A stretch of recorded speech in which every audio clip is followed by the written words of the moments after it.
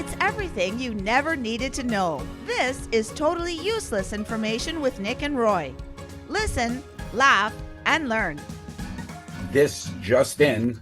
Was the tooth fairy abducted in Greece? I don't know. Would you jump over a castrated bull? Hi, I'm Nick.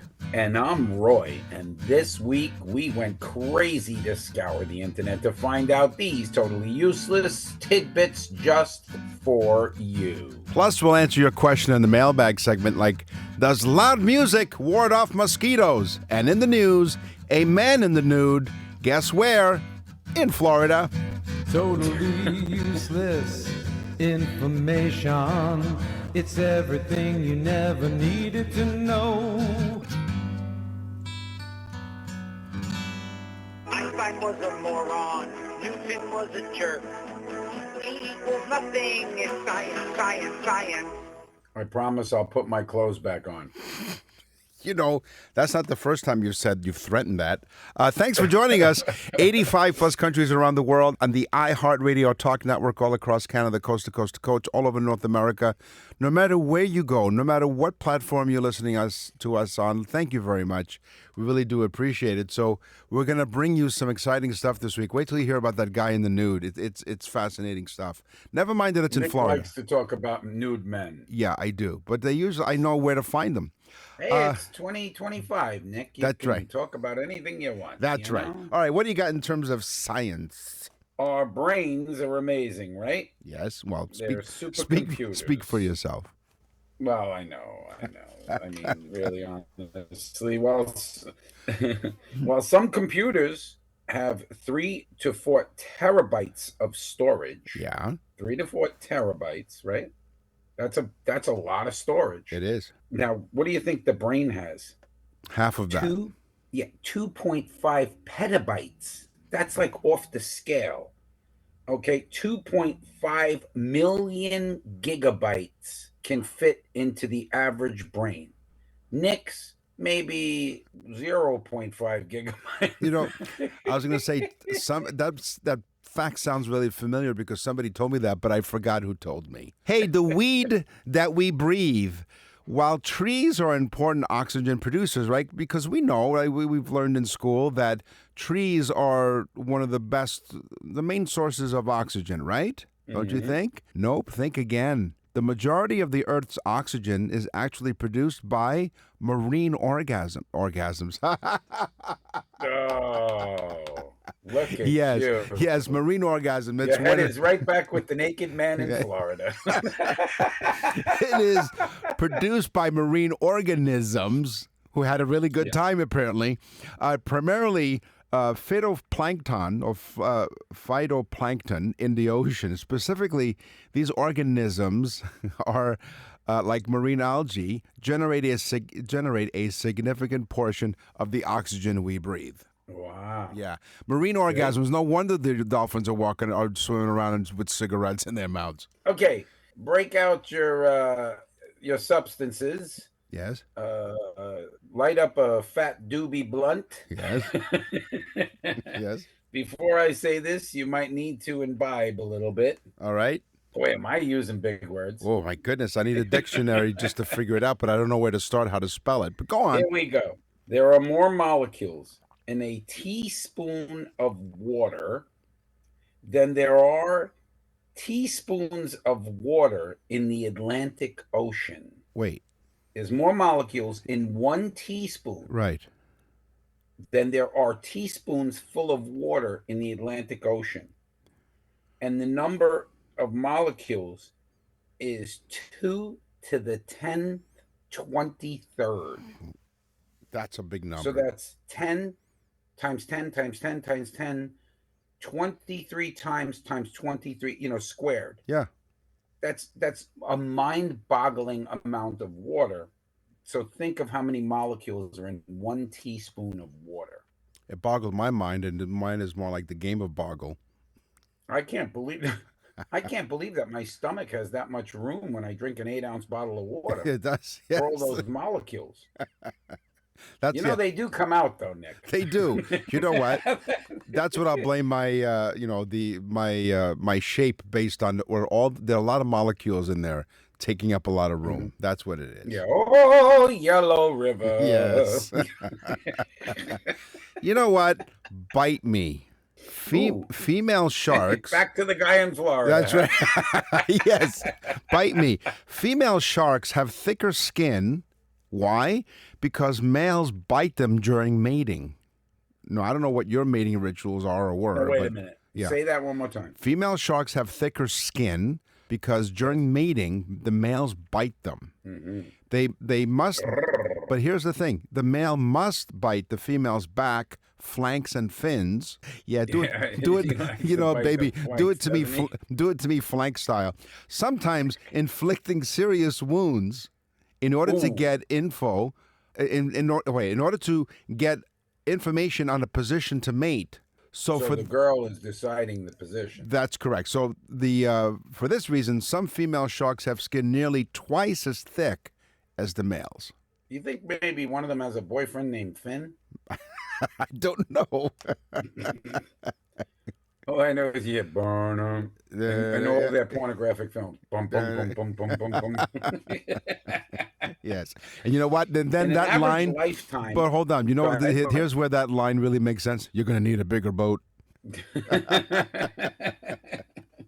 The average person walks 7,500 steps a day. Okay. Nick, maybe 3. But What, I'm talking about 3,000? the average person. 3,000 or 3? So the average person walks 7,500 steps a day. So I broke out the handy, here we go, There you go. handy calculator, Yes. and I checked it out.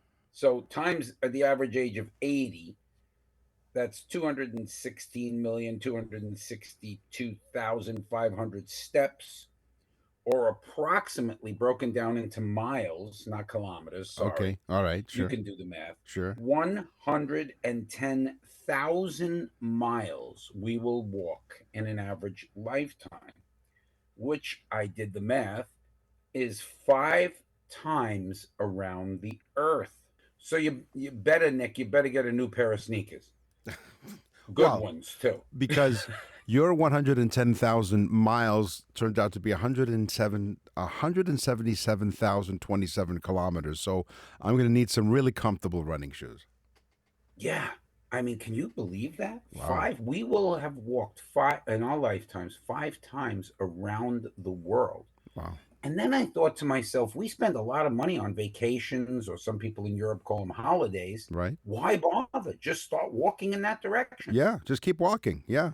Yeah. You'll see it 5 times. Yeah.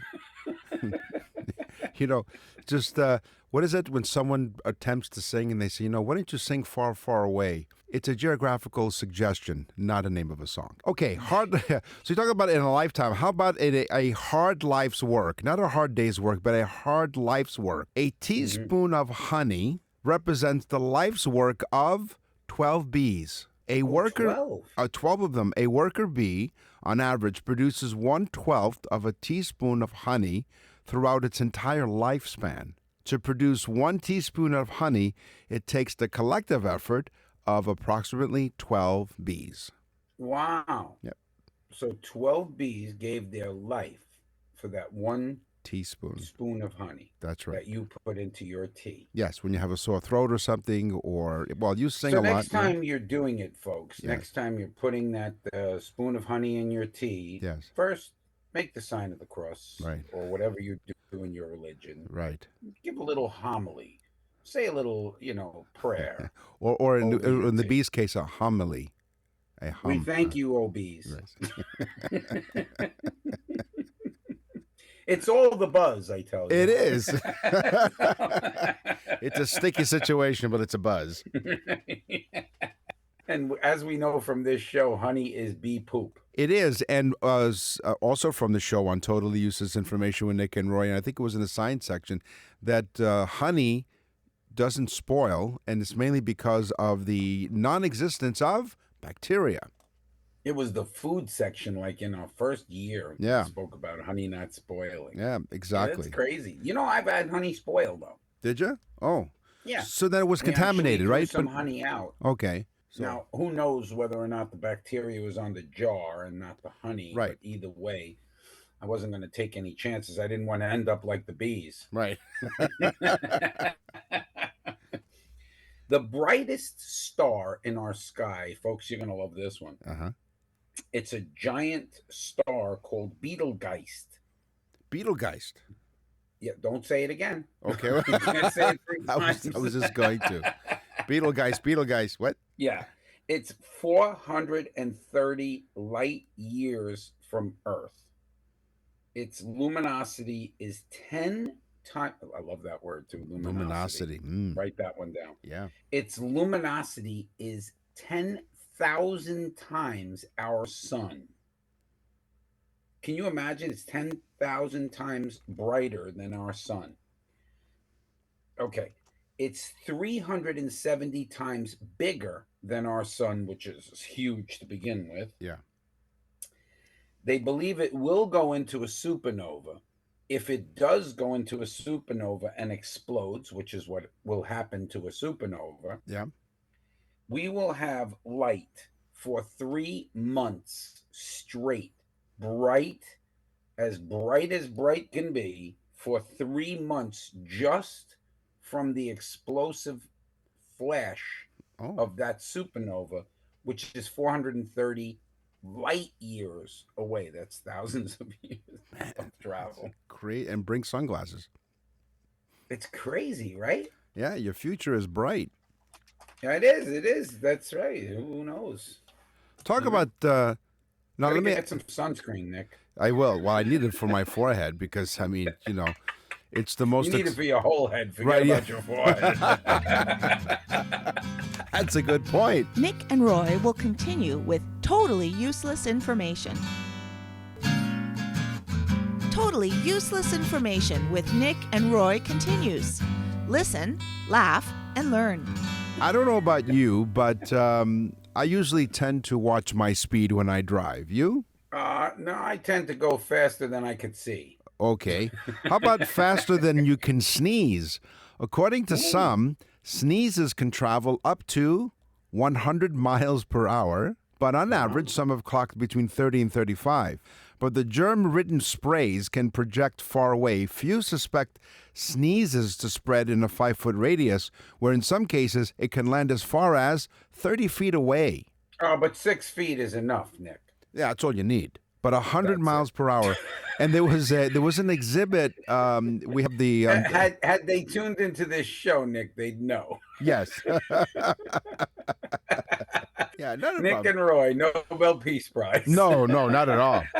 No prize at all. In fact, every time we open up a Cracker Jack box, we get no prize, really. We're no we prize. get surprised. Surprise. Oh, look, you get surprised by the fact that there's no prize. Oh, nothing. Nothing at all. Again. But anyway, so we have we had the It's Ontario. like a life in the bedroom. Yes. Surprise. again. Yes, nothing again. Thanks for joining us on Totally Useless Information with Nick and Roy. And we mentioned the website, nickandroy.com. You can sign up for our monthly newsletter at the bottom of the page. Go to nickandroy.com. You can leave us a voice message. We click on where it says record here, and you can record up to about a minute or so. Send us your feedback or suggestions for a topic, which is neat. But here's the really cool reason why you visit nickandroy.com. You click on the Nick and Roy store and you go to the birthday messages. Why? And of course, the birthday message, which I think we're doing, I don't even know how many today, but I mean, it's becoming insane. The birthday messages are a little mini show that we put together for each individual person. These are not recorded and just generic. We actually take our time to record an individual show for each and every person. Go to nickandroy.com. Click on the sample. You'll understand what I'm saying. It's a fantastic gift. It's one of the best gifts that people have all said the same thing. It's one of the best gifts they've ever gotten. And it's the perfect gift when you say, I don't know, this person has everything. Well, they don't have us. Well, we will be part of their birthday, and we hope that you go to nickandroy.com and click on the Nick and Roy store.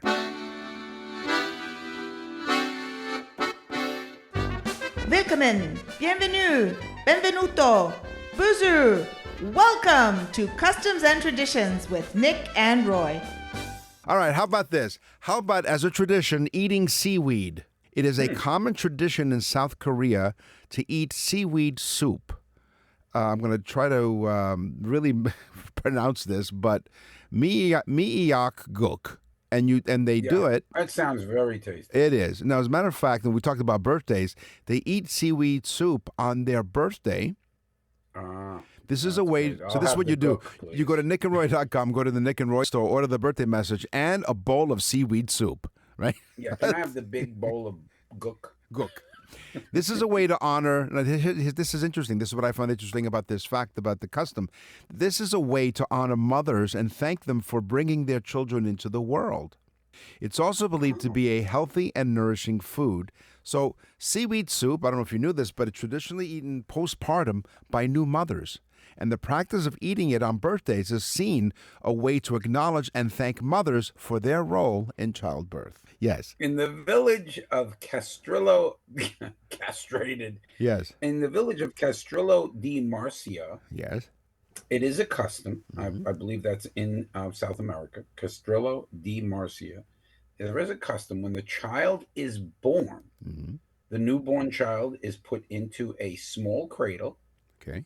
placed in the street, and the people walking on that street of the town, they go out of their way to jump over the baby's crib Okay. as a sign of good luck for that child for the rest of its life. Dangerous.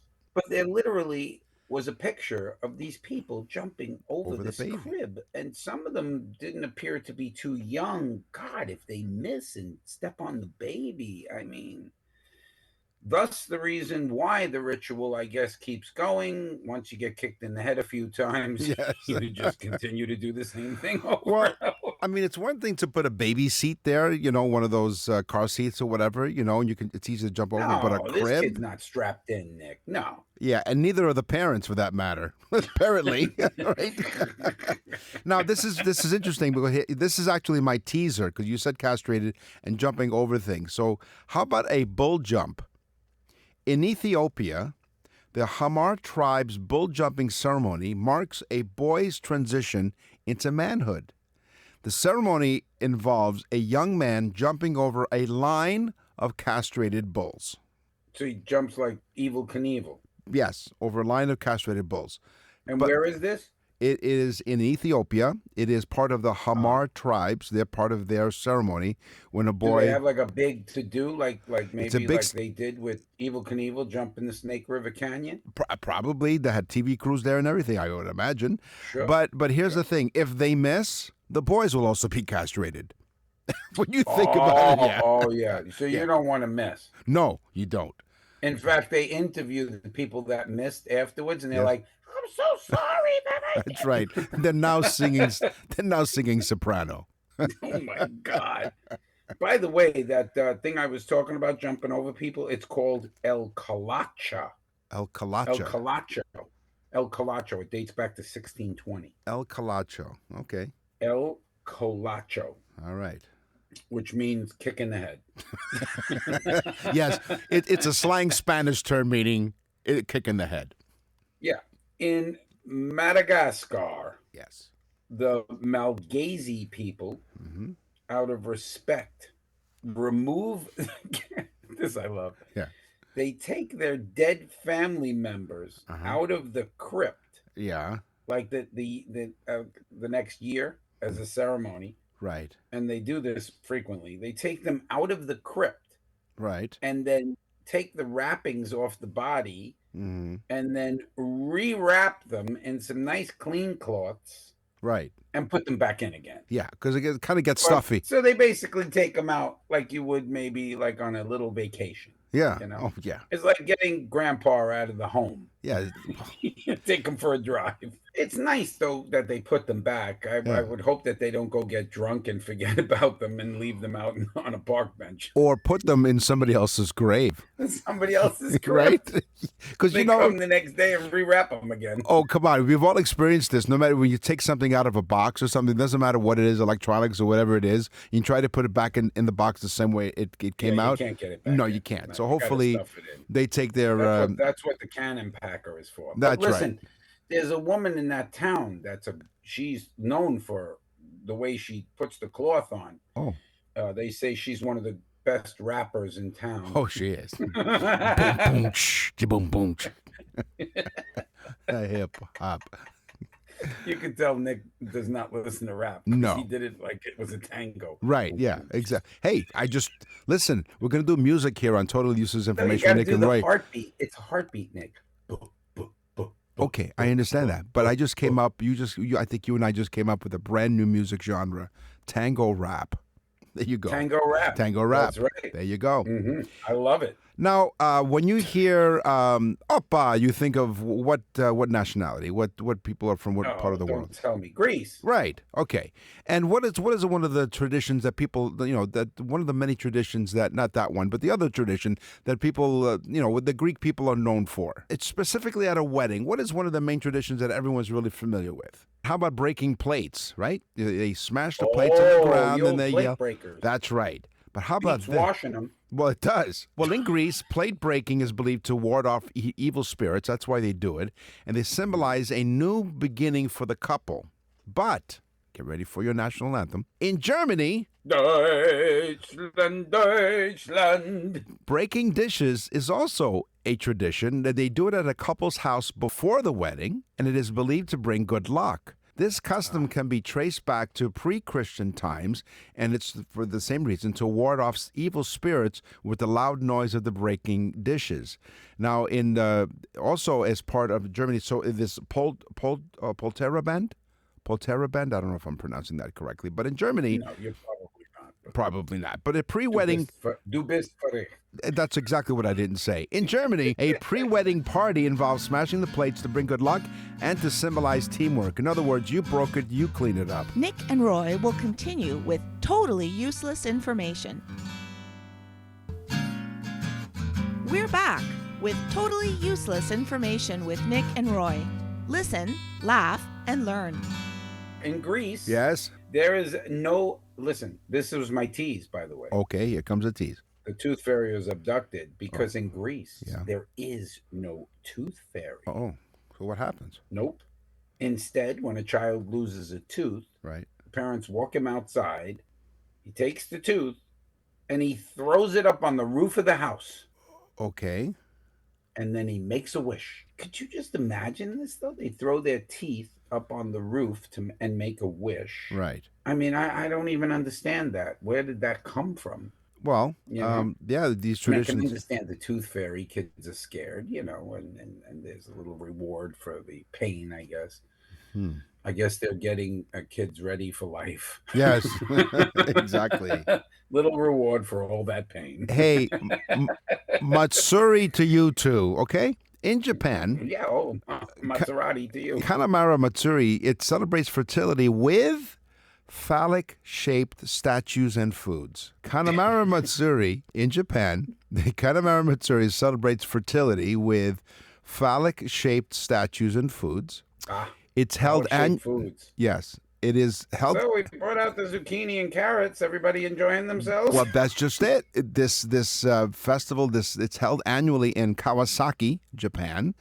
It's That's part where the motorcycle comes from. It's part of the Shinto festival, known for its bold celebration of fertility and sexual health, featuring phallic symbols, shrines, and some food items shaped like the male organ. Yeah, you wouldn't want to smuggle some of that food out of the party. would you? No. Well, totally useless information with Nick and Roy is what you're listening to. And in case you didn't if you're wondering what this is all about, well, thank you very much. 85 countries around the world, around the radio We're still coast. doing the same thing. Yes, coast to coast in Canada on the iHeartRadio Talk Network. There are many ways for you to contact us. Like we said, you go to our website, you go and send us an email, which we'll do a mailbag a little bit later. And also, you can leave us a message, go to the website. And also, if you're listening to us on the radio, just go to 71010 and you send us a text, and it'll come right to our inbox. nickandroy.com. From Beethoven to Bieber, rock and roll to rhythm and blues. This is totally useless music information with Nick and Roy. Since you're the musician as a part of our duo here, why don't you go first? There's an iconic guitar. There's basically two really iconic guitars. One would be Gibson, Right. and that would be because a guy named Les Paul kind of invented what we know of as the electric guitar of today. Okay. But there was this other guy. He invented the Fender guitar, and I think Fender eclipses Gibson as the most noted and recognizable guitar. Okay. Guys like Eric Clapton, he plays, I don't know if you know the name, but it's called a Stratocaster. I've heard of that. Yeah. It's one of the, yeah, it's one of the most famous guitars. It's the iconic shape of an electric guitar. Right. The Stratocaster is an amazing guitar. I have one. And but if you played punk rock in the 80s, you played what was called a Telecaster, a Fender Telecaster. Okay. Very similar, but one different type of pickup and different sound. But anyway, so the most famous guitar and the most successful guitar company in the world is Fender. Ah. The company was started by a guy named Leo Fender. He started the company, made the most iconic, successful guitar company in the world, and Leo didn't know how to play a guitar. Wow. There you go. Good for him. Crazy, right? That's fantastic. Of course, when they started drinking while they were at the factory, they called it the Fender Bender. So Leonard Skinner, the rock band, Sweet Home Alabama. Leonard Skinner was indeed named after. Because here's what I was trying to find out here is, some of the bands, how they got their names. So I came across this fact. Leonard Skinner was named after their high school. Ted Bundy? No, it wasn't. Oh, I'm sorry. That's People Skinner. That's right. Yeah. Something totally different, playing a different instrument. So they named the band after their high school gym teacher, Leonard Skinner. Skinner was known for strictly enforcing the school's policy against long hair, and so the band members found it humorous and rebellious to name themselves after him, Leonard Skinner. I love that. That's the write down one. Yeah, that's cool. That's when you write down. So Leonard Skinner. Cool. And it's very rare for Nick to have a fact that isn't like 400 words. Well, there's more to this, but I figured I'd cut it off there. He got right to the point on that one. Exactly. There you have it. Scientists work with people with brain injuries. They've worked with Nick and had no success.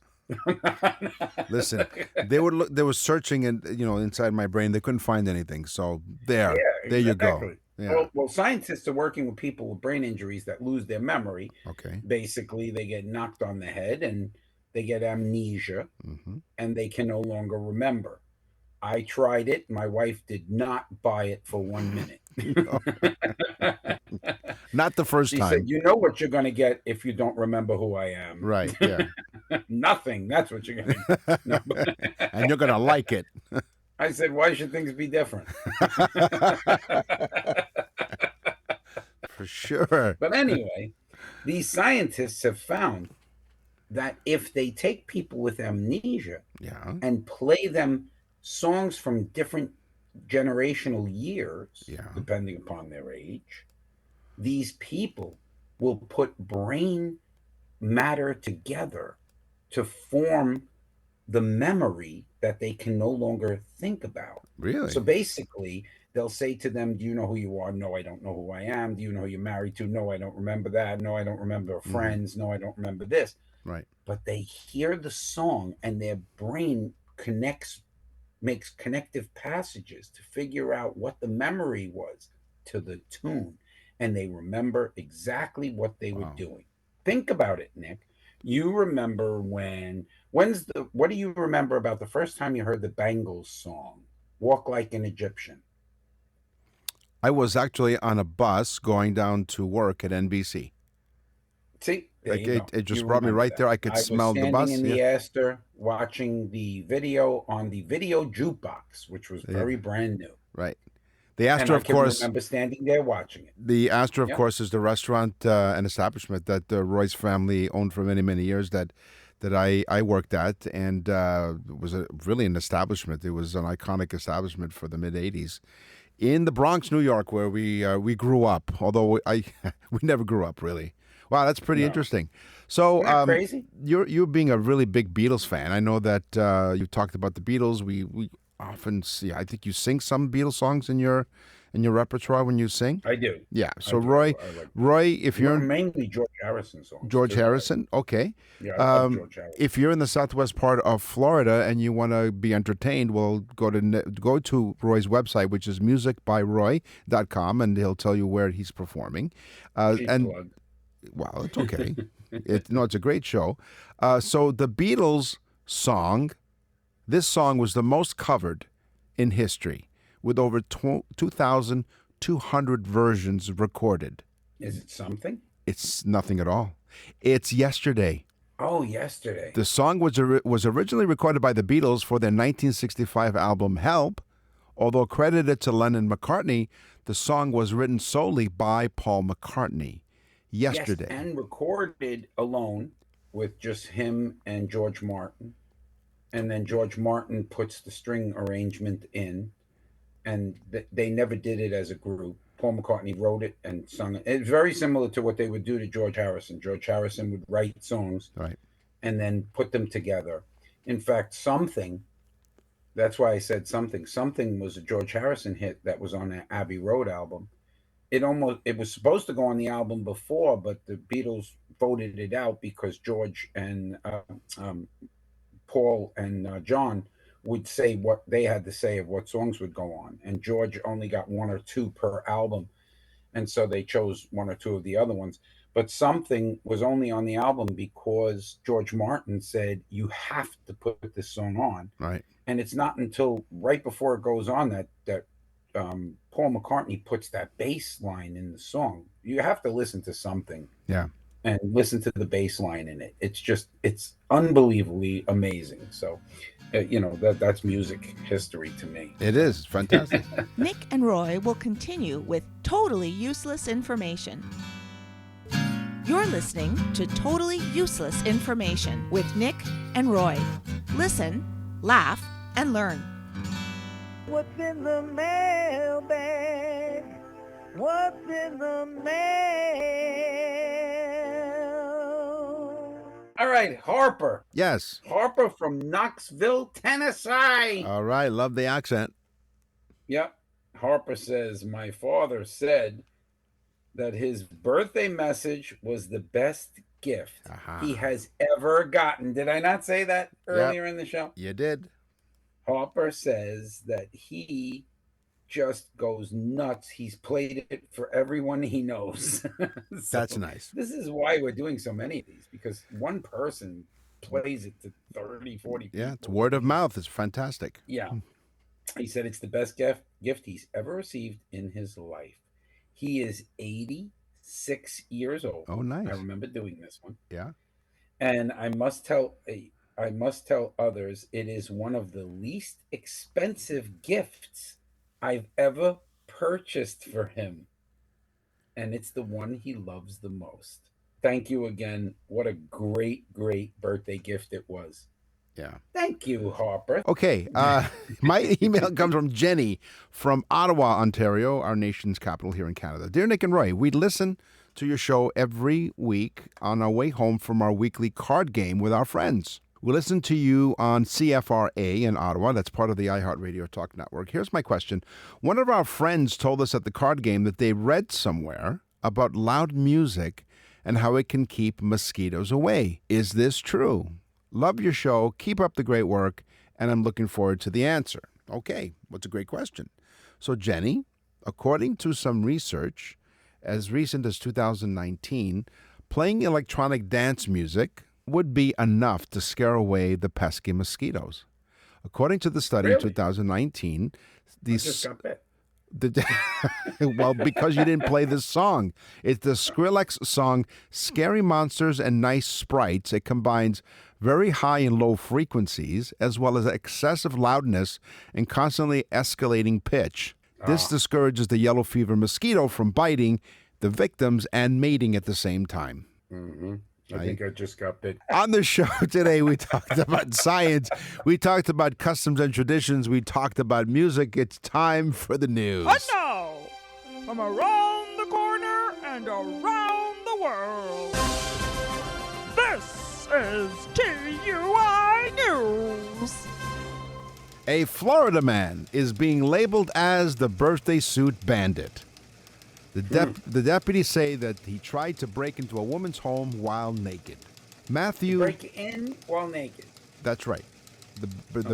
He broke in while he was naked. Matthew Hunter, 63, of Palm Coast, was arrested. 63. 63 years old. He's an old man. Older. An older man. Yeah, with lots of wrinkles. Was arrested on charges of attempted burglary, criminal mischief, and exposure of sex organs. Oh, yeah, down here in Florida, we spell it right out. Right. Exactly. And because spelling does count. Now, Did he think he was in Machashadaruki doing a festival? We're not. No, it didn't say where he thought he was. But on Saturday, April 26th, shortly after midnight, so not too long ago, the Flagler County Sheriff's Office received a 911 call about a nude man, later identified, of course, as Matthew Hunter. He was trying to break into a residence in Palm Coast. What was he using to pry the door open, Nick? Doesn't say if he was using a credit card or not. The woman inside the home called... Oh, man. There's the visual right there. What did he use to pry the door open? 911 and said, "There's a sausage sticking through my door." The woman inside called 911. She heard what sounded like a knife. Ah, here we go. Here's how we found out how he did it. No, it wasn't. Knifing it. Yeah. He was using, she said she heard what sounded like a knife trying to cut through the lock of her front door. So he went through. Said, "What do you want from me? I'm just circumcising the door." When the deputies arrived, they found Hunter walking away from the woman's house completely naked, just as she described. He didn't get dressed back up again. He left the scene the way, Yeah, he did. Yeah, right. He left the scene the way he entered the scene.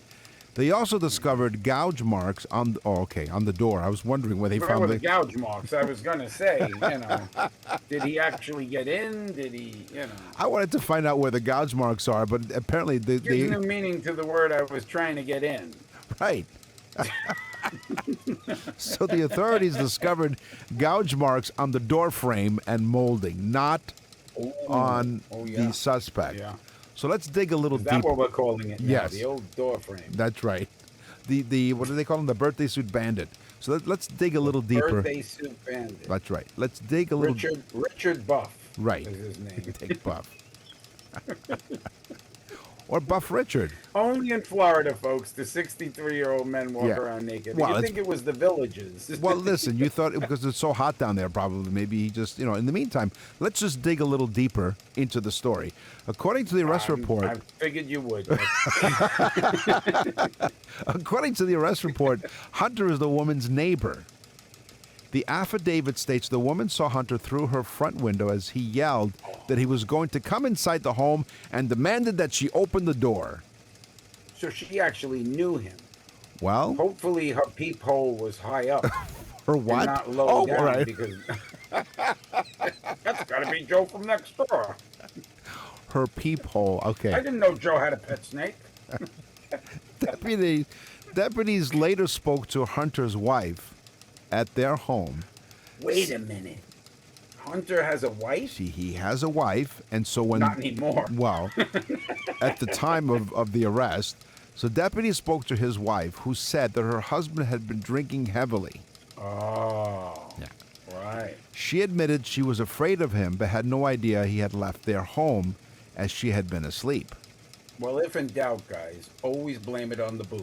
Right. Okay? Well, there you go. You were with that woman. I don't remember a thing. Yes. Where were your clothes? Nah. I have no idea. In fact, if you find them, let me know. The court record... I was with a friend, Jack Daniels. Johnny Walker. Jack and Johnny. Johnny Walker and Jack Daniels. Yeah. The court record showed that he's expected to appear in court later in the month of May. Hopefully he'll wear some clothes at the arraignment. So they arrest this man. Yes. Much to the shock of his wife, who says that he was inebriated. Right.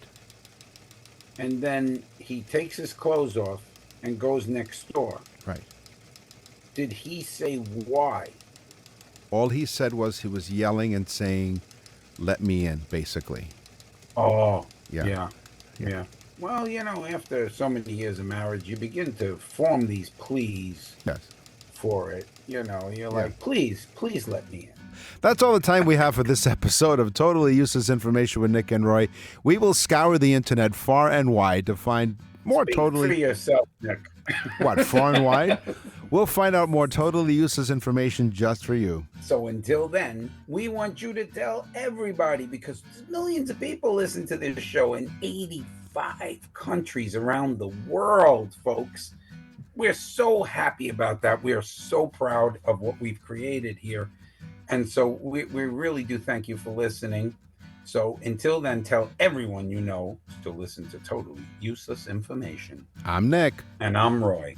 Thanks for listening. Totally Useless Information with Nick and Roy is recorded and produced in Canada. For more totally useless information, visit nickandroy.com.